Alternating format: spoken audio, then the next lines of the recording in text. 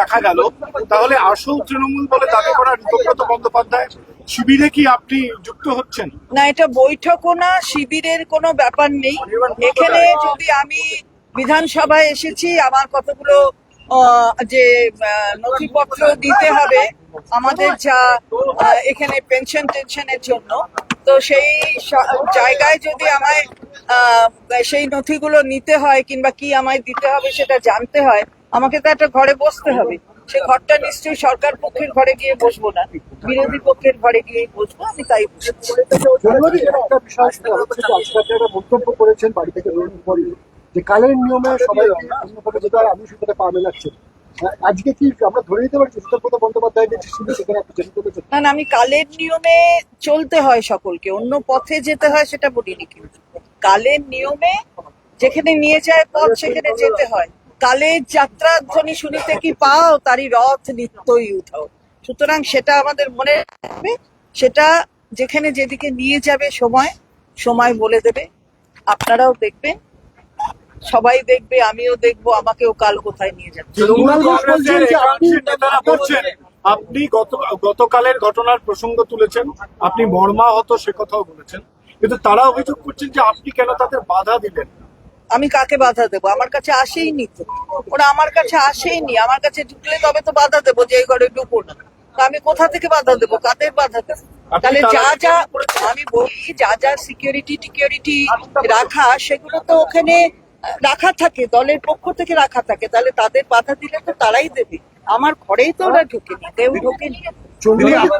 বলছেন যে আপনার যে মান অভিমান মমতা বন্দ্যোপাধ্যায়ের কথাই যে আপনার মনক্ষুণ্ণ হয়েছেন, এই বিষয়গুলো আগে হতো না, কারণ আগে আপনার কাছে প্রচুর দপ্তর ছিল, আপনি বড় মন্ত্রিত্ব ছিলেন, সেই সময় আপনার ছিল, তখন আপনি আমি আবারও বলছি যে আমার নিশ্চয়ই লোকে দেখেছে যে আমার অনেক ক্ষমতা আছে, আমার অনেকগুলো দপ্তর, কিন্তু সেই দপ্তরে আমার নিজস্ব মতামত দিয়ে আমার দপ্তর কতটা চালাবার ক্ষমতা ছিল, সেটা নিশ্চয়ই আমাদের শ্রদ্ধা মমতা ব্যানার্জি তিনি নিজেও জানেন, এবং এটা আমার বলার দরকার নেই। কুণাল বাবু কি বলছেন সেটা নিয়ে আমার মতামত প্রকাশের কোনো জায়গা নেই।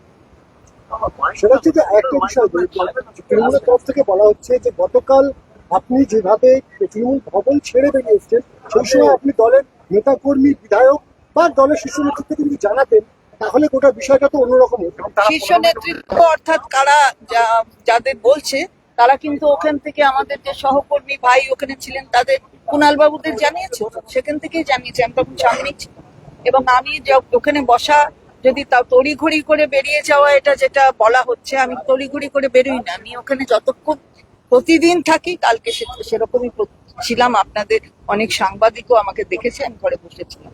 আমি ওরা এসেছে বলে পালিয়ে চলে গেছি, তাড়াতাড়ি চলে গেছি তা কিন্তু। আপনি তার আগেই বেরিয়ে যান, আপনার নির্দিষ্ট সময় বেরিয়ে যান, তারপরে ওরা আসে? আমি না, তারপরে এসেছে তা না, ওরা অন্য দিকে ছিল বোধহয়, আমার ঘরে আসেনি। আমি যে ঘরে, আমাদের অফিস ঘরটা, সেই ঘরে আসি। আপনি কি ঋতব্রত শিবিরে যোগদান করছেন? আমার কোনো, আবারও বলেছে, এক কথা দুবার বলতে হয় না, তুমি বুঝতেই পারো। আমি তো বাংলায় বলছি, কোনো ফরাসি বলছি। তাহলে যোগদানের প্রশ্ন নয়। আমি যদি এখানে আমার কোনো কাজ করতে আসি, আমি কোথায় বসবো? নিশ্চয়ই সরকার পক্ষের ঘরে জায়গায় গিয়ে বসবো না। আমি তো বিরোধীদের জায়গায় গিয়েই বসবো, তো বিরোধী পক্ষের যে ঘর, সেখানে গিয়ে বসবো। যোগদানের কোনো ব্যাপার নেই। চন্দ্রিমাদি কুণাল ঘোষ বলছেন যে আপনার ছেলে সৌরভ, তিনি আগেই গিয়েছিলেন ঋতব্রত শিবিরে, এবার আপনি যাবেন, সেই জন্যই বলছেন। এর কোনো মানে নেই, এর কথার কোনো উত্তর হয় না। সৌরভ তো অনেক দিন আগে, বেশ কিছুদিন আগেই গেছে। কুণাল ঘোষ বিশ্বাস করবেন কি করবেন না তা নিয়ে আমার খুব একটা মাথা ব্যথা নেই, কিন্তু আমাদের অনেকেই জানে এবং অনেকেই বিশ্বাস করবেন হয়তো, এবং আমাদের এলাকায় গিয়ে, যেখানে আমি থাকি, সেখানে গিয়ে ছেলেদের জিজ্ঞেস করলেও জানতে পারবেন। কুণাল বাবু যদি একটু খোঁজ খবর নেন, তাহলে জানতে পারবেন। এর মধ্যে সৌরভ যে 22 তারিখে নভোটেলে গেছে, সেই নভোটেলে যাওয়ার পর থেকে আমি সৌরভের সাথে গতকালের আগে অবধি একটা কথা পলিটিক্স নিয়ে বলিনি। অর্থাৎ নভোটেলে কি আলোচনা হয়েছে, ওখানে কি হয়েছে, সেটা যেমন সৌরভকে আমি জিজ্ঞেস করিনি, তেমনি আমার ওখানে কি হয়েছে ভবনে না কালীঘাটে, তেমনি সৌরভকেও সেই কথা জানায়নি। আমি সেই জিনিসটা মেনে চলি, এবং সেখানে দাঁড়িয়ে সৌরভ কোথায় গেছে তার জন্য আমি যাব, সেটা ব্যাপার নাই। তাহলে তো আমি সেদিনই চলে যেতাম, সেটা না। তার স্বাধীন তার মতামত আছে। 47 বছর বয়স সৌরভের, তো 47 বছর বয়সে তার নিজের সিদ্ধান্ত নিশ্চয়ই নেবার অধিকার আছে, এটা কুণাল বাবু নিশ্চয়ই মনে করবে। সুতরাং এটা বলে কোনো লাভ নেই। তাহলে যাওয়ার পরেও কেন আমাকে রেখে দিলেন? আমি তো যেদিনকে নভোটেলে সৌরভ গিয়েছে, আমি তৎক্ষণাৎ গিয়ে নেত্রীকে বলেছি যে আমাকে ছেড়ে দিন। নেত্রী আমাকে বলেছিলেন যে না, ও গেছে, ঠিক আছে, তুমি থাকো। তো আমি ছিল যেরকম বলেছিলাম। আপনি কি চন্দ্রিমা ভট্টাচার্যকে আমরা অ্যাক্টিভ রাজনীতিতে পাবো তো? দেখা যাক, সবটাই অ্যাক্টিভ, সবটাই অ্যাক্টিভ। অ্যাকশনে না থাকলে হবে কি করে? দেখুন না, এর পরে কথা হয়নি। গতকাল উনি আমার যেরকম বলেছেন,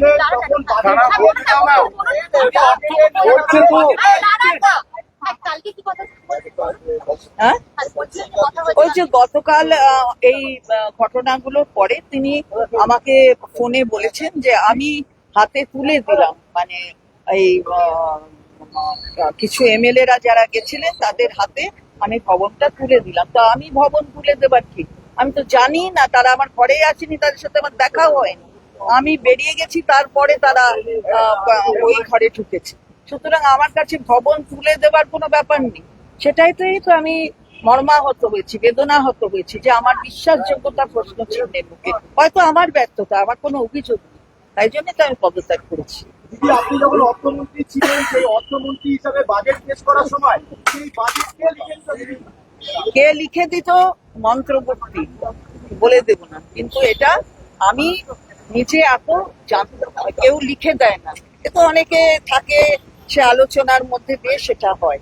কিন্তু আমি যেটা বলতে চাইছি সেটা হচ্ছে, আমি জেনেছি, আমি জানি বাজেটের কথা খানিকক্ষণ আগে, জনতা যখন জানে তার খানিকক্ষণ আগে আমি জানি। প্রেস থেকে নিয়ে যখন সিকিউরিটি দিয়ে পৌঁছে দেওয়া হয় মন্ত্রীর বাড়ি, সেই আধিকারিকরা সেই দায়িত্ব পালন করে প্রেস থেকে নিয়ে এসে সারা রাত্রির হয়, আপনারা জানেন ছাপাটা সারা রাত্রির হয়, তার কারণ এটার অনেক সিক্রেসি বজায় রাখতে হয়।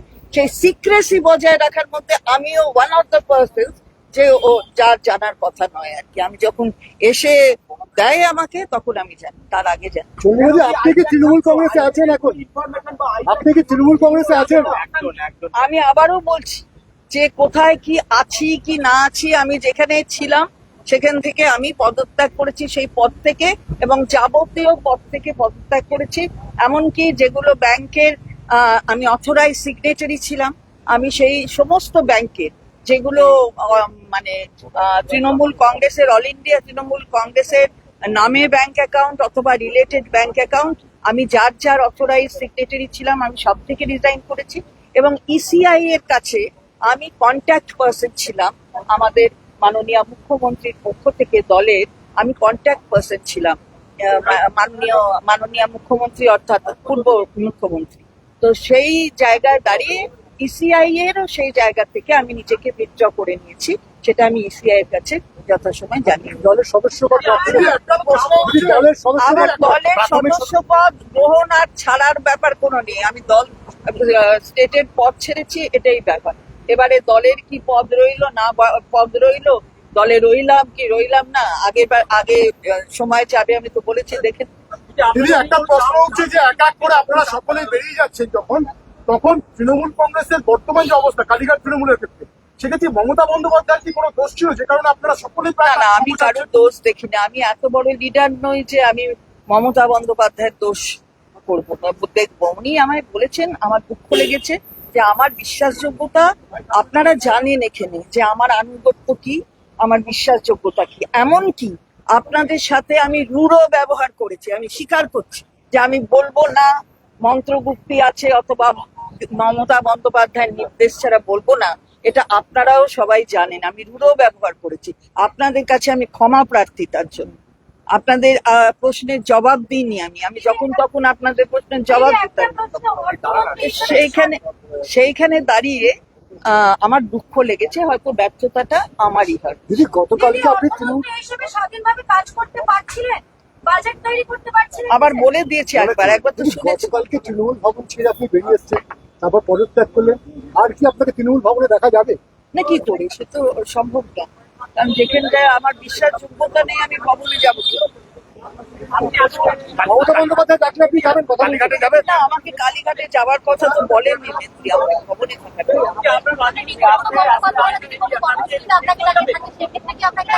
কখন থাকবে, যখন যাব, এরকম হাইপোথেটিক্যাল প্রশ্নের জবাব দেওয়া যায় না, তাহলে উত্তরগুলো হাইপোথেটিক্যাল হয়ে যাবে।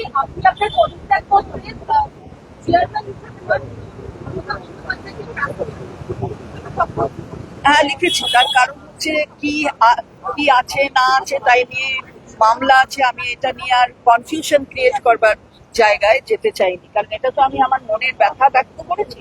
তার জন্য এখন কিছু ব্যাপার রয়েছে যেটা বিচারাধীন কোর্টে, কিছু ব্যাপার আছে যেটা বিচারাধীন ইলেকশন কমিশনের কাছে। ফলে আমি ওই কনফিউশনের মধ্যে, ওই প্রবলেমের মধ্যে যেতে চাইনি, তাই তাকে ফরওয়ার্ড চিফ মিনিস্টার হিসেবে সম্পর্ক। দিদি, সেটা হচ্ছে যে আপনি তো পদত্যাগ করেছেন এবং সেই জায়গায় দাঁড়িয়ে আপনি এই যে বলছেন যে মমতা বন্দ্যোপাধ্যায়ের কথা আপনার খারাপ লেগেছে, কষ্ট পেয়েছেন, আপনার বিশ্বাসযোগ্যতা নিয়ে প্রশ্ন উঠেছে, আপনার আনুগত্য নিয়ে প্রশ্ন উঠেছে। আমার প্রশ্ন এটাই যে আপনি এত বছর ধরে তৃণমূল কংগ্রেসে মমতা বন্দ্যোপাধ্যায়ের কাজ সঙ্গী হচ্ছেন, ক্যাবিনেটে গুরুত্বপূর্ণ দপ্তর সামলেছেন, এই মানে এইটাকে একদিনের ক্ষোভ নাকি অনেক দিনের পুঞ্জীবিত ক্ষোভের বহিঃপ্রকাশ? আছে পুঞ্জীভূত কিছু ক্ষোভ নয়। আমি তো, আমারও তো বয়স হয়েছে, ক্ষোভ মানুষের থাকতে পারে কিছুতে, কিন্তু সেগুলো কি করে প্রশমিত করতে হয়, এই সময়ের সাথে সাথে কিভাবে চলতে হয়, সেটা তো নিশ্চয়ই অভিজ্ঞতার ফলে আমাদের হয়ে থাকে। কিন্তু সবকিছুটা, বিশ্বাসযোগ্যতাটা যখন প্রশ্নের মুখে থেকে যায় না, তখন আর সেখানে থাকা উচিত নয় বলে মনে হয়েছে, তাই। Thank you. এবার বলো, কে হিন্দি আছে?